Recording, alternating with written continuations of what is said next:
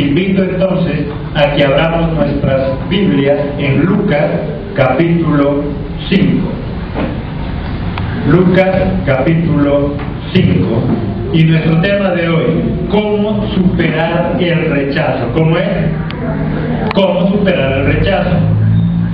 Muchas veces nosotros nos encontramos con personas en la calle que en lugar de hacernos sentir bien, nos hacen sentir mal, nos hieren, dañan nuestra vida con lo que ellos mismos muchas veces nos dicen o con la actitud que ellos tienen frente a nosotros. Y cuando nosotros no sabemos del valor que tenemos, con mayor razón nos sentimos frustrados, nos sentimos heridos, y ese rechazo de los demás daña, perjudica nuestra vida. Cuando nosotros tenemos nuestra autoestima débil, entonces con mayor razón nosotros nos sentimos mal y simplemente nosotros nos ofendemos, o ese día es el peor día de nosotros. Si nosotros no sabemos quiénes somos y qué es lo que queremos, entonces con mayor razón vamos a sentir ese rechazo. Cuando yo salgo, muchas veces hemos experimentado eso. Nos encontramos con personas, y usted sale contento de su casa, sale contenta de su casa, pero se encuentra con alguien, y esa persona, en lugar de hacerlo sentir bien, hacerla sentir bien, nos hace sentir mal. Hay algo en el pueblo de Dios, y había alguien llamado los publicanos, y estos publicanos no eran más que judíos que trabajaban para Roma, especialmente recaudando los impuestos. Estos publicanos, por lo tanto, eran rechazados por los judíos y eran tildados por traidores. Ellos mismos, al sentirse rechazados, eran personas aisladas y se habían hecho personas egoístas. Miremos ahí en Mateo, sin apartarnos de Lucas, Mateo 5:46.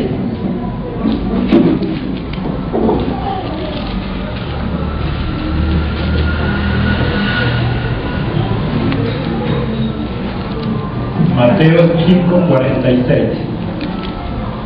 Porque si amáis a los que aman, ¿qué recompensa tendréis?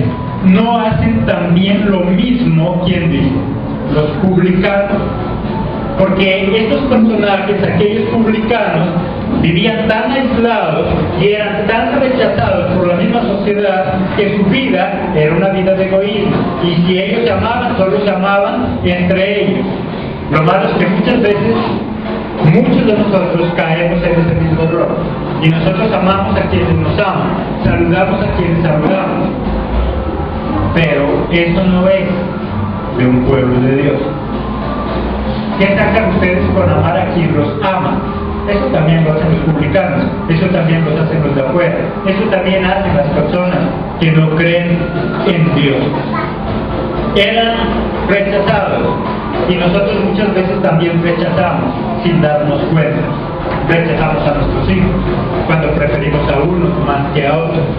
Rechazamos a nuestros padres, rechazamos a aquellos compañeros de trabajo, rechazamos a aquellas personas que consideramos no son lo suficientemente talentosas como para podernos ayudar en alguna cosa que nosotros estamos haciendo.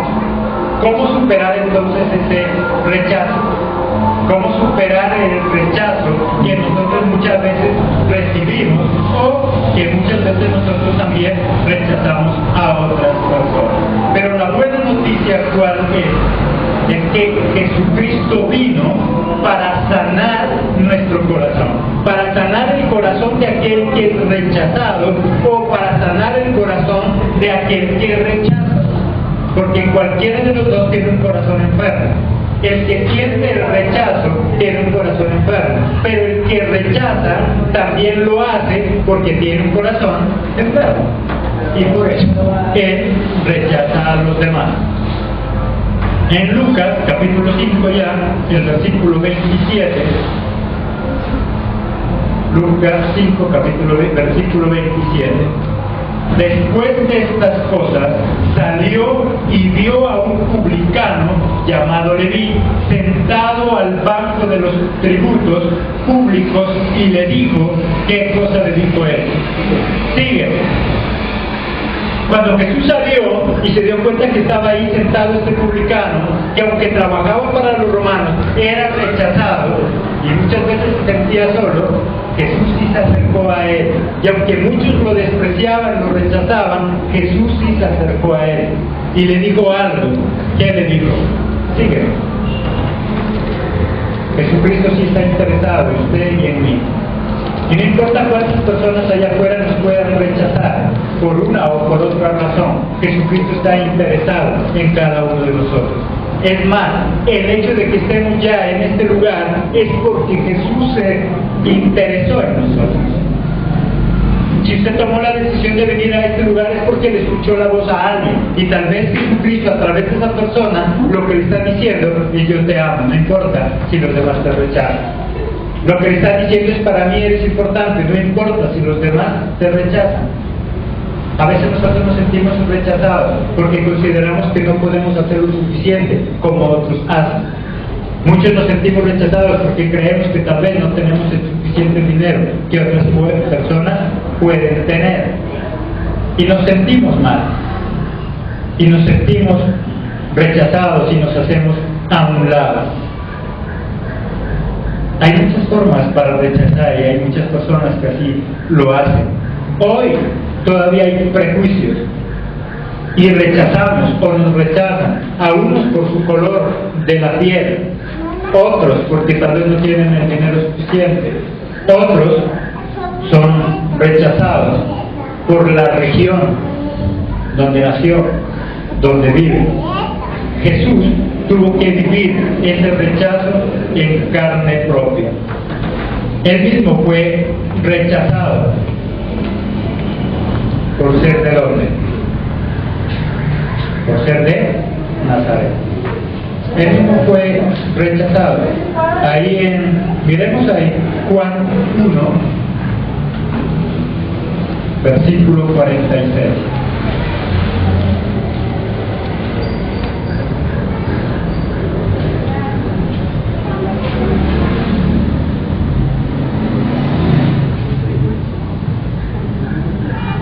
Natanael le dijo: ¿de Nazaret puede salir algo bueno? Le dijo Felipe: ven y ve. Jesucristo mismo, Jesús mismo fue rechazado por ser de esa región. Hoy en día sigue igual, han pasado muchos años y todavía muchas personas también discriminan, muchas personas también rechazan a los demás por lo que creen que ellos son, por lo que ellos representan. Pero ¿cómo poder superar entonces ese rechazo? ¿Cómo hacer que este rechazo no afecte nuestra vida? Porque hay muchas personas que viven mal por ese rechazo, porque su familia no lo acepta como acepta a otros, porque tal vez no tiene las condiciones suficientes. ¿Cómo superar ese rechazo? Primero, debo tomar la decisión de seguir a Jesús. En el versículo 28, ya en Lucas capítulo 5, ¿qué dice? Y dejándolo todo, se levantó y le siguió. La única forma que yo tengo para superar cualquier rechazo en mi vida es cuando yo tomo la decisión de seguir a Jesús, cuando yo tomo la decisión de recibir a Cristo en mi corazón. Y entonces Él no solamente sana mis heridas, sino que Él me dignifica de tal manera que yo ya no me siento un rechazado. Él lo dejó todo. ¿Qué cosas necesitamos dejar nosotros? No tanto lo económico, sino qué cosas atentan contra mi vida que yo tengo que dejar, qué traumas tengo yo en mi vida. Hay muchos de nosotros que nos sentimos inferiores, hay muchos de nosotros que nos creemos menos que los demás. ¿Qué cosas tengo que dejar? Este publicano, cuando Jesús le dijo ven y sígueme, ¿él qué hizo? Él dejó todo y lo siguió. Cuando alguien te comparte a ti de Jesucristo, Jesús te está diciendo ven y sigue. ¿Qué decisión tomo yo? ¿Dejo todo para seguirlo? O saco pretextos? no, ahora no puedo, es que yo no puedo, es que no me gusta. ¿Qué cosas tenemos que dejar? Tenemos que tomar la decisión de dejar ese complejo que hay en nosotros, ese temor que hay en nosotros. Muchas veces nosotros nos sentimos rechazados, no porque otros nos rechacen, sino porque nosotros somos tan tímidos que pensamos que los demás nos están rechazando. Y cuando alguien nos mira, nosotros pensamos que algo malo tenemos. No sé si a usted le ha pasado. ¿Cuántas veces cuando alguien lo mira, nosotros no pensamos que es porque nos está mirando algo bien, sino que pensamos que algo malo tenemos? Entonces nos miramos por todos lados y decimos, ¿qué será que estoy? Porque nos es difícil y nos cuesta pensar que alguien nos mira simplemente porque le parece que estamos bien. Pero como nosotros a veces vivimos de traumas y pensamos que nosotros valemos menos que los demás, pensamos que los otros son superiores a nosotros, entonces vivimos simplemente con esa marca del rechazo. ¿Qué debo hacer entonces para superar el rechazo? Primero, debo tomar la decisión de seguir a Jesús. Segundo, debo creer que Jesús vino por mí, que Jesús vino por ti, que Jesucristo vino por cada uno de nosotros. En el versículo 32, ¿qué dice? No he venido a llamar a justos, sino ¿a quién? Sino a pecadores, personas enfermas en el corazón. Porque Jesucristo no vino por aquellos que creen que ya son santos. Jesucristo no vino por aquellos que creen que ya son perfectos. Jesucristo dice que vino por ¿quién? Por aquellos que creemos que somos pecadores y que necesitamos cambiar. Y recuerde lo que significa pecar. Pecar no siempre es hacer aquello malo que yo creo que es pecado. Pecar significa errar al blanco, estar equivocado. Jesucristo vino por aquellos que estábamos equivocados. Jesucristo vino por aquellos que necesitamos que Él sane nuestra vida, que Él sane nuestro corazón, que Él sane nuestra alma. ¿Cómo está usted? ¿Cómo está su vida? ¿Cómo se siente? Muchas veces nosotros nos sentimos indignos delante de Dios. Jesucristo vino para hacernos dignos. Allá afuera cometimos muchos errores y Jesús vino precisamente por eso, porque estábamos equivocados.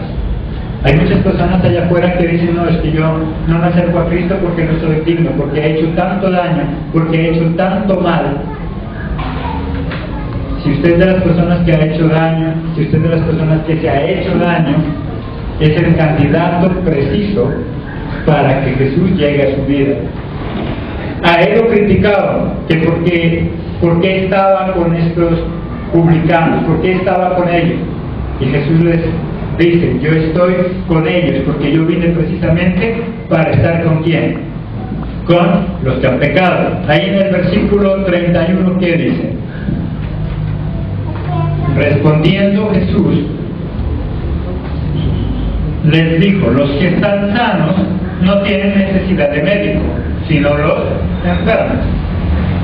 Si ustedes dicen que ya no han pecado, no tienen necesidad de mí, porque yo no vine por los que están sanos, yo vine por los que están, ¿qué dice? Enfermos. No solamente enfermos en el cuerpo, sino también en el alma, porque muchas veces esa enfermedad golpea más. Científicamente se ha comprobado que el rechazo hace que nosotros tengamos una reacción tan fuerte y tan dolorosa como un golpe cualquiera en nuestro cuerpo. El rechazo a nosotros nos duele más que un golpe físico. La indiferencia de un ser amado nos duele más que cualquier golpe físico. Altera más nuestra alma, altera más nuestras emociones. Por eso dice, yo no vine por los sanos, yo vine por los enfermos. Enfermos en el cuerpo, cuando estamos enfermos en el cuerpo, y enfermos en nuestra alma. Hay muchas personas más enfermas en el alma que en el cuerpo. Y esa enfermedad en el alma se refleja ¿en dónde? En el cuerpo. Hay muchas personas que van al médico Hay muchas personas que se toman todos los exámenes habidos y por haber y no le encuentran nada. Porque su enfermedad no está en el cuerpo, por eso el médico no le puede encontrar. Por eso en los resultados no vota nada, porque su enfermedad está en el alma. Porque su enfermedad está en su espíritu, porque su enfermedad está en la mente. Y el único que nos puede ayudar es Jesucristo. Solo Él puede transformar nuestra vida. Solo Él puede hacernos personas diferentes. Allá afuera tal vez no valíamos nada, pero con Jesucristo ahora somos importantes. Con Jesucristo ahora nuestra vida es transformada. Para superar el rechazo, entonces, primero que necesito tomar la decisión de seguir a Cristo, tomar la decisión de recibir a Cristo en mi corazón como ese sanador. Segundo, creer que Jesús vino por mí. Él vino por mí. Y yo puedo personalizarlo y yo decir, tú viniste por mí. Tú viniste por mí. Cuando Él vino a nuestra vida, nosotros estábamos allá afuera en la inmundicia. Muchos de nosotros tal vez sumidos en el alcoholismo, en la droga, en la prostitución. Y ahí Jesucristo vino por nosotros, porque lo estábamos necesitando. Y muchos allá afuera, cuando nos vieron y ahora llamarnos cristianos, muchos allá afuera, a lo mejor todavía dicen, como si yo no lo conociera. Como si yo no la conociera. Como si yo no supiera cómo era. Sí, éramos inmundos y estábamos en la inmundicia. Y por eso Jesucristo vino por nosotros. Y por eso Él les dice, porque yo no vine por el sano, yo vine por el enfermo. Yo no vine por el que dice que nunca ha pecado, yo vine por el pecador, pero que quiere arrepentirse, pero que quiere cambiar. Yo vengo por aquel que no vale nada, pero que yo lo quiero hacer alguien con valor. Él quiere transformar nuestra vida, lo único que nosotros necesitamos es aceptarlo.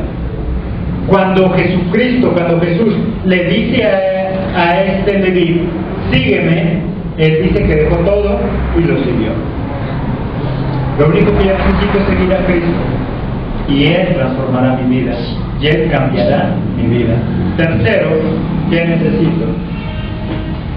Creer que tú y yo estamos y estábamos en los planes de Dios. Jeremías, capítulo 1, versículo 5.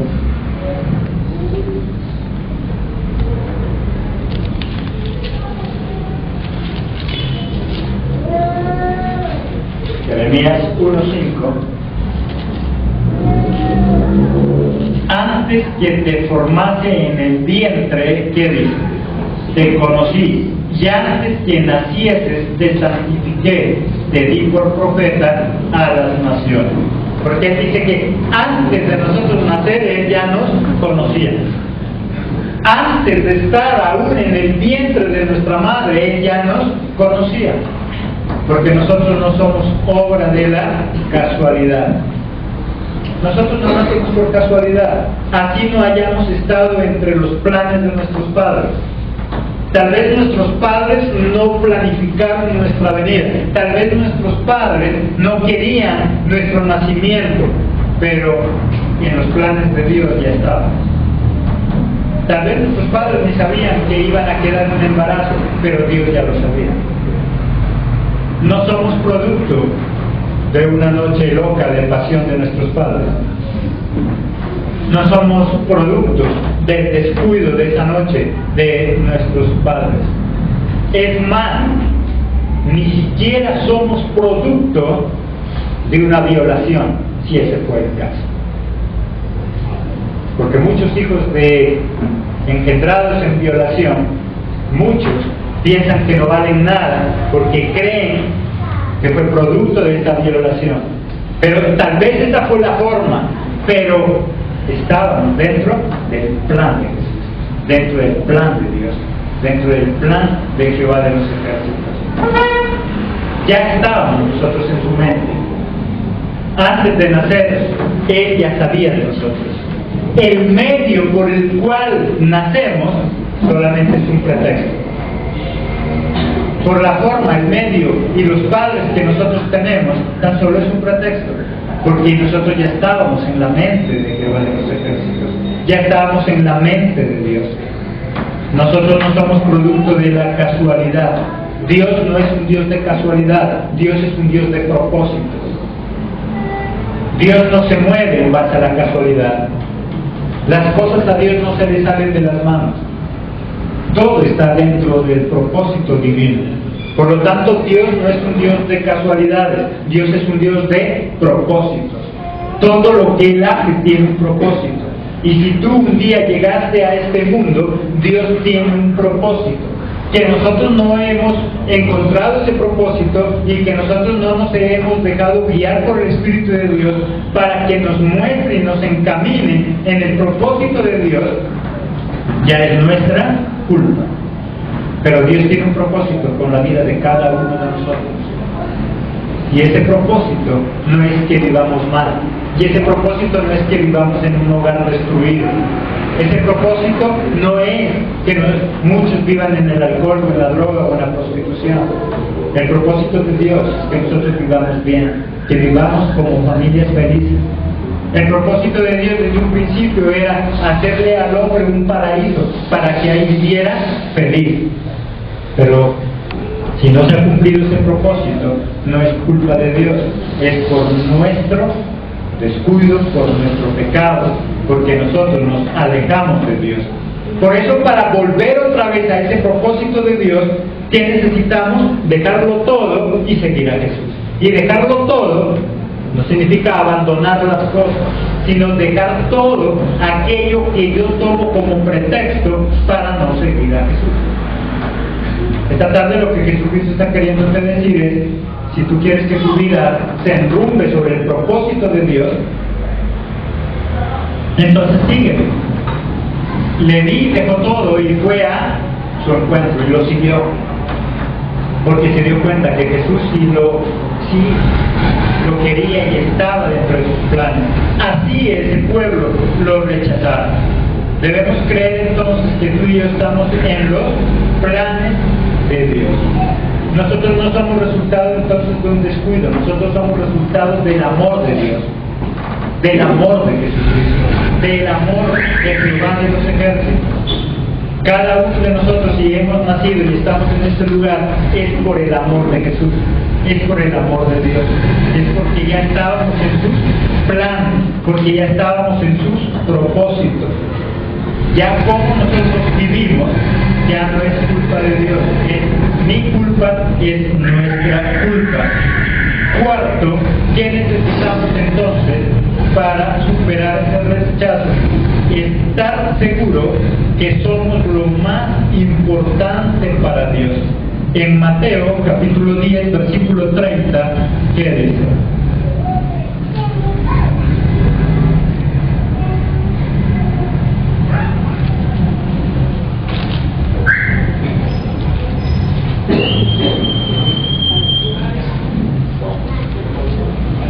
Mateo 10, 30. Pues aún vuestros cabellos, ¿qué dice? Están todos contados. Así que no temáis, más valéis vosotros que muchos que pajarillos. Pues aún cada uno de tus cabellos, que dicen, están contados. Así que no temas, así que no tengas miedo, porque tú vales más que muchos pajarillos. Porque nosotros somos muy valiosos para Dios, porque nosotros valemos mucho. Tal vez para el mundo no valgamos nada, pero para Dios valemos mucho. Para Dios somos un tesoro precioso. Por eso le dicen: no teman, sus cabellos están contados uno a uno, y ustedes valen más que cualquier pajarito, ustedes valen más que cualquier animal.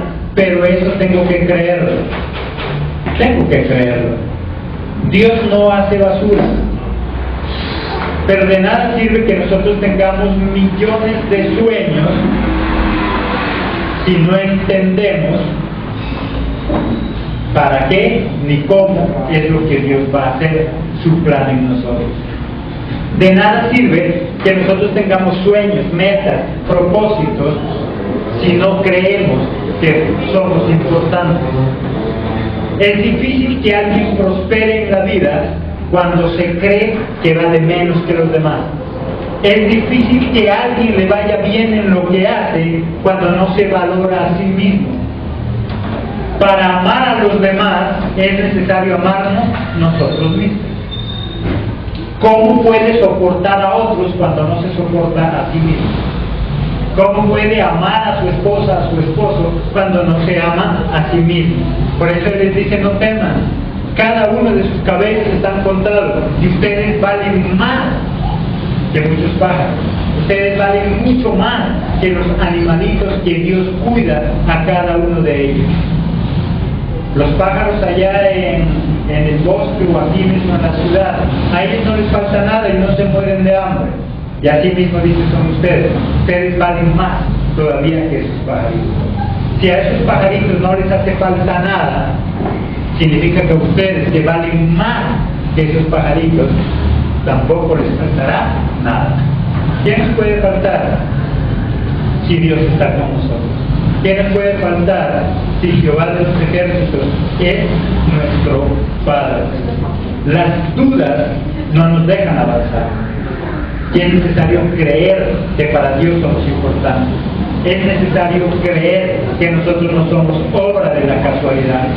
Es necesario entender que para Dios somos importantes. No importa que los demás nos rechacen. Ahora con Cristo somos nuevas criaturas, somos diferentes. Pero la duda hace que nosotros nos estanquemos. La duda hace que se derrumbe en un momento lo que hemos construido con la fe. No sé qué cosas usted haya construido por tener fe. La duda es capaz de destruir en un minuto, en un segundo, lo que tanto le costó construir con fe. Llevamos muchos años de cristianos y por la fe hemos logrado muchas cosas. Por la fe hemos avanzado, pero la duda hace que todo lo que hemos ganado con fe se destruya. La duda hace que lo que hemos logrado con esa fe se acabe. Por eso hay mucha gente allá afuera, después de haber conocido de Dios.